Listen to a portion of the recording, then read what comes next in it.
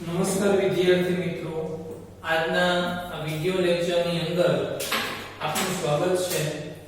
આપણે ફિઝિક્સ ની અંદર અગાઉ એક પ્રકરણ કરી ચૂક્યા છીએ।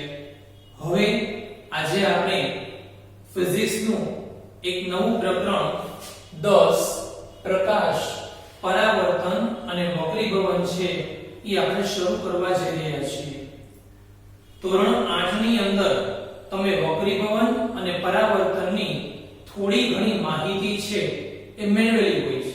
અહીંયા આપણે વિસ્તૃત માહિતીનો અભ્યાસ કરવાનો છે।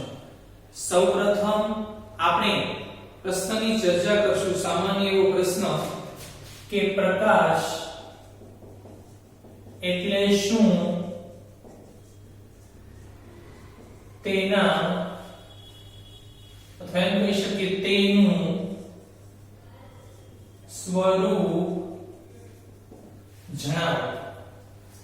તો આપણી આંખ હોય ને, એ આંખની અંદર સંવેદના ઉપજાવતા જે વિદ્યુત ચુંબકીય વિકિરણ હોય ને, એને આપણે પ્રકાશ તરીકે ઓળખીએ છીએ। અને જે એનું સ્વરૂપની વાત કરીએ તો એનું સ્વરૂપ કયું છે? તો કે એનું સ્વરૂપ છે ને એ તરંગ સ્વરૂપ છે એવું કહી શકાય। સંવેદના, તો આપણે સંવેદનાની વાત પ્રકરણ 7 ની અંદર કરી ચૂક્યા બાયોલોજીની અંદર। કંઈ પણ સૂંઘવું, જોવું, બરાબર, કંઈ પૂછવું, એ બધી સંવેદના કહેવાય। સાંભળવું, આંખમાં પ્રકાશ પડવો, એ બધી સંવેદના છે। તો પ્રકાશ શું છે? તો કે વિદ્યુત ચુંબકીય વિકિરણો છે કહી શકાય। હવે કોઈ પણ વસ્તુ હોય, વસ્તુ સાથી દેખાય છે, પ્રશ્ન ન હોય તો કોઈ પણ વસ્તુ હોય, એ વસ્તુ પર પ્રકાશ આપાત એટલે કે પ્રકાશ પડે, અને એ જે વસ્તુની સપાટી છે ને, એ સપાટી પરથી પ્રકાશ શું થાય? પાછો ફેંકાય, એટલે કે એનું પરાવર્તન થાય।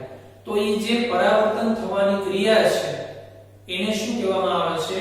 પ્રકાશનું પરાવર્તન। પ્રકાશ પાછો ફેંકાય છે તો અને આપણી આંખમાં પડે છે, અને ઈ પ્રકાશ જે તે વસ્તુની સપાટી પરથી આપણા આંખ પર પડે છે કિરણો, જેને કારણે આપણે જે તે વસ્તુ છે એ જોઈ શકીએ છીએ। હવે તમને લોકોને 2 અથવા 3 માર્કની અંદર એક પ્રશ્ન આવી શકે। પ્રશ્ન છે પ્રકાશના મૂળભૂત ગુણધર્મો લખો। પ્રકાશના મૂળભૂત ગુણધર્મો લખો અને સમજાવો। તો જુઓ, પ્રકાશ શું છે? તો કે ઊર્જાનું સ્વરૂપ છે। આપણે કેમ કહીએ કે વિદ્યુત ઊર્જા, રાસાયણિક ઊર્જા, ધ્વનિ ઊર્જા, તો પ્રકાશ પણ શું છે? તો કે એ એક ઊર્જાનું સ્વરૂપ છે। અને એ કેવા સ્વરૂપે જોવા મળે છે? તો કે હમણાં જ આપણે વાત કરી કે એ આપણને તરંગ સ્વરૂપે જોવા મળે છે। તો આ પહેલો પોઈન્ટ થયો। બીજા પોઈન્ટની વાત કરીએ તો કે આપણે વાત કરી હતી કે આંખમાં સંવેદના ઉપજાવતા વિદ્યુત ચુંબકીય વિકિરણો, તો એનો અર્થ એવો થયો કે આ જે પ્રકાશના વિકિરણો છે કેવા છે? વિદ્યુત ચુંબકીય વિકિરણો છે। અને આ વિકિરણો છે ને, એને પ્રસરવા માટે એટલે કે ફેલાવા માટે માધ્યમની જરૂર હોતી નથી।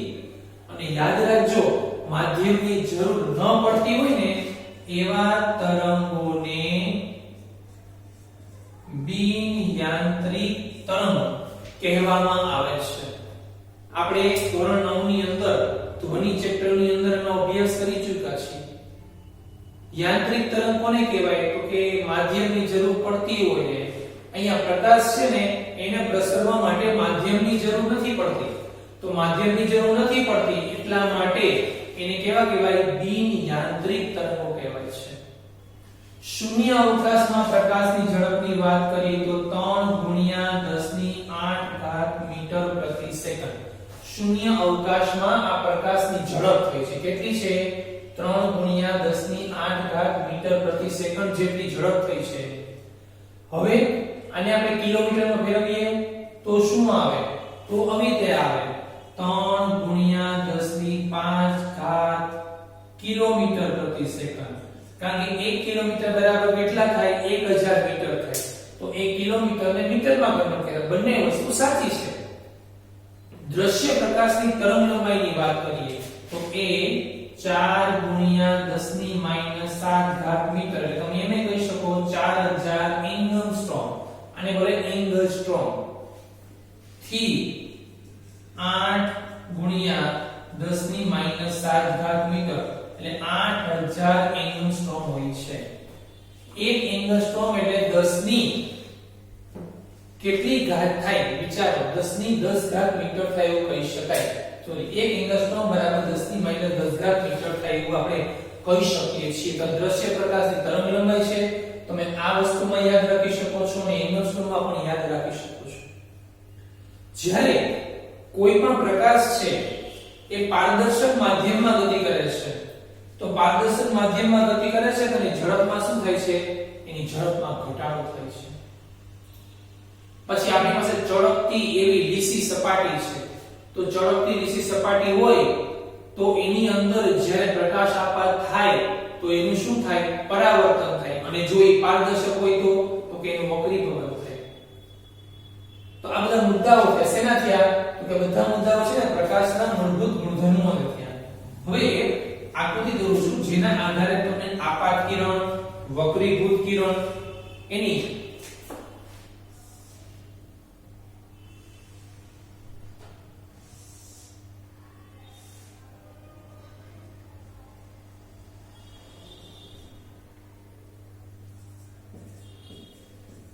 સમજી લો કે આ પાણી છે આ હવા છે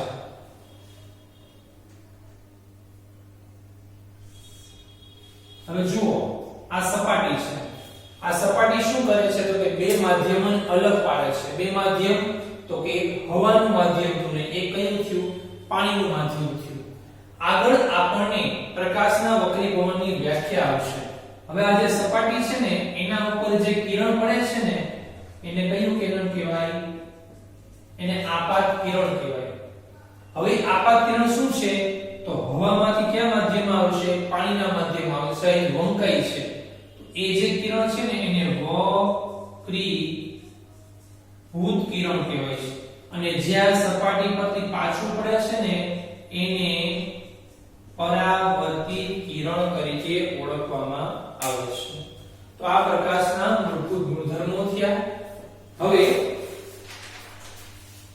આગળ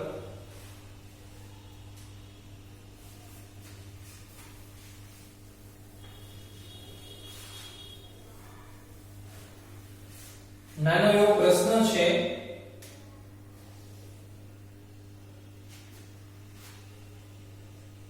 પ્રકાશનું પરાવર્તન એટલે શું તેના પ્રકારો જણાવો તો જુઓ સમજી લો કે કોઈ વસ્તુ છે માર્કર શીકરની વસ્તુ છે કોઈ વસ્તુ હોય ને તો ઈ વસ્તુ પર જ્યારે પ્રકાશ પડે અને ઈ વસ્તુ પરથી પ્રકાશ પાછા પડવાની જે ઘટના છે એને શું કહેવાય પ્રકાશનું પરાવર્તન કહેવામાં આવે છે પરાવર્તન છે એના બે પ્રકાર હોય એક કહીએ તો કે એક કહીએ ને તો એ છે નિયમિત પરાવર્તન કહેવાય અને બીજો પ્રકાર છે ને એ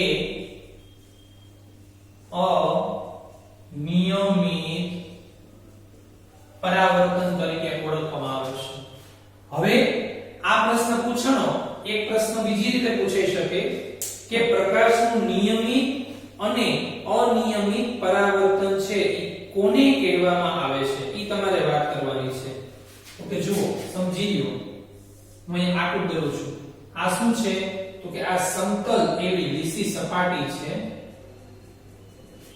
આ છે ને એ અનિયમિત આ છે એ લીસી સપાટી છે આ છે ઈ અનિયમિત સપાટી ખરબચડી પણ કહી શકાય અનિયમિત સપાટી અથવા લખી શકાય ખરબચડી સપાટી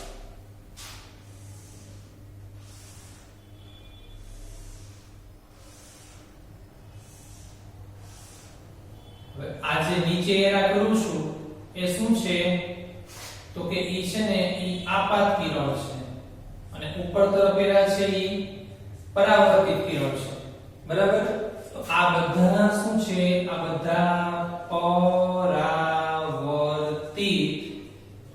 કિરણો છે આ છે ઈ શું છે તો કે આ આપાત કિરણ છે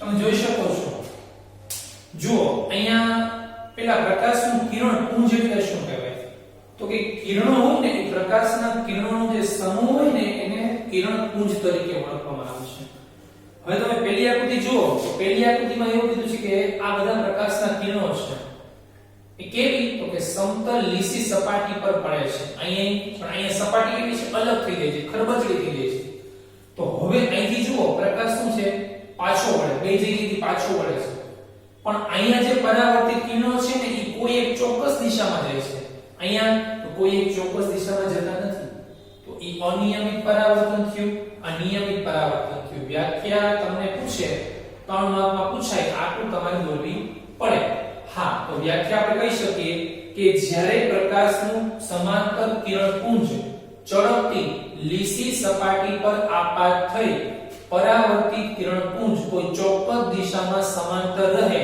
તો એ નિયમિત પરાવર્તન થયું વાક્યમાં થોડો ફેરફાર કરીએ અને એવું કહીએ કે જો સમાંતર પ્રકાશનું કિરણપુંજ અનિયમિત સપાટી અથવા કરબચડી સપાટી પર પડી કોઈ ચોક્કસ દિશામાં સમાંતર ન રહે તો એને શું કહેવાય અનિયમિત પરાવર્તન તરીકે ઓળખવામાં આવે છે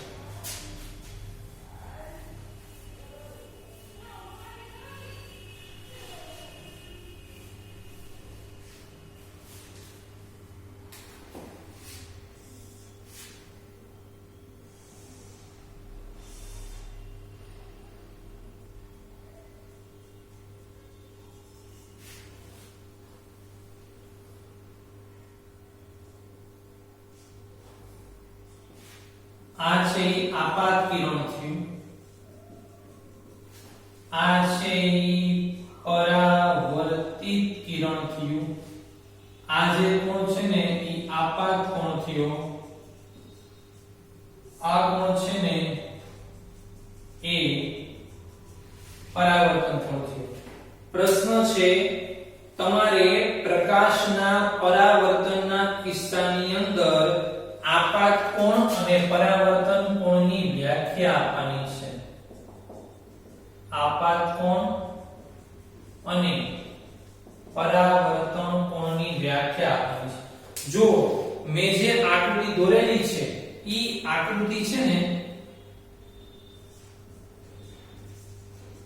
એના ઉપરથી આપણે વ્યાખ્યા છે એ સમજી લેવી છે કે જુઓ આ કયું કિરણ છે તો કે આ આપાત કિરણ છે આ શું છે તો કે આ આપાત બિંદુ છે આપાત બિંદુએ શું દોરેલો છે લંબ દોરેલો છે એની સાથે શું બનાવેલ છે કોણ બનાવેલ છે તો શું કહેવાય આપાત કોણ તો વ્યાખ્યા કહી શકાય આપાત કિરણે આપાત બિંદુએ દોરેલ સપાટીને લંબ સાથે જે કોણ બનાવે છે એને આપાત કોણ કહેવાય હવે પરાવર્તિત કોણ તો કે આ કયું કિરણ છે આ પરાવર્તિત કિરણ છે આ આપાત બિંદુએ દોરેલો શું છે લંબ છે તો આ જે પરાવર્તિત કિરણ છે એ આ લંબ સાથે કોણ બનાવે તો એને કેવો કોણ કહેવાય એને પરાવર્તન કોણ કહેવાય તો આ વ્યાખ્યા છે તમે આકૃતિની મદદથી આ વ્યાખ્યા છે એ સરળતાથી સમજી શકો હવે તમને પ્રકાશના પરાવર્તનના નિયમો લખવાનું છે પ્રકાશના પરાવર્તનના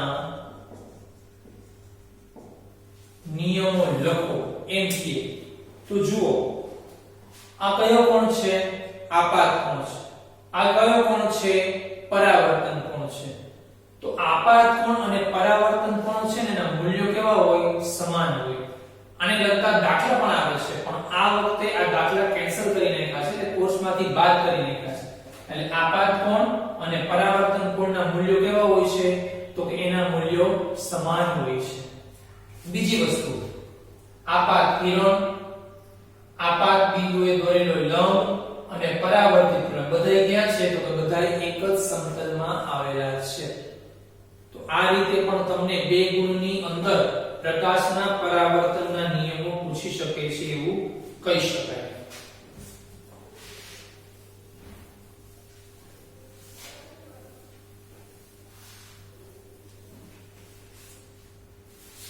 પછીની વાત કરીએ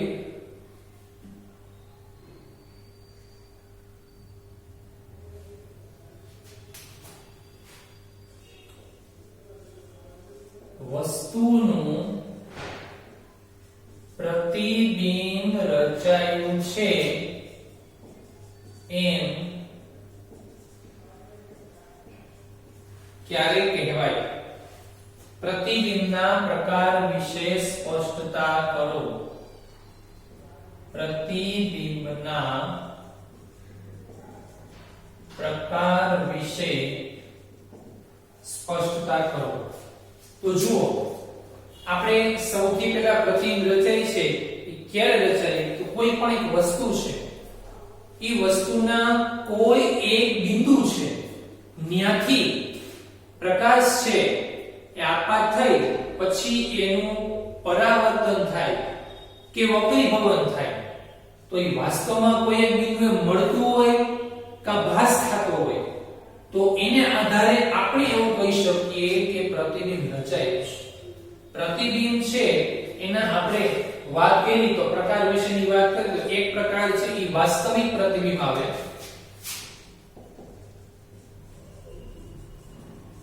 એક આવે વાસ્તવિક પ્રતિબિંબ આવે અને બીજું આવે એ આભાસી પ્રતિબિંબ આવે. વાસ્તવિક પ્રતિબિંબ કોને કહેવાય? તો આપણે એમ કહી શકીએ જો પ્રકાશના કિરણો પરાવર્તન કે વક્રીભવન પામી અને વાસ્તવમાં જો કોઈ એક બિંદુએ મળતા હોય તો એને વાસ્તવિક પ્રતિબિંબ કહેવાય. એના કરતા ઉલટું, જો મળતા હોય તો ભાસ થતો હોય તો એને આભાસી પ્રતિબિંબ કહેવાય.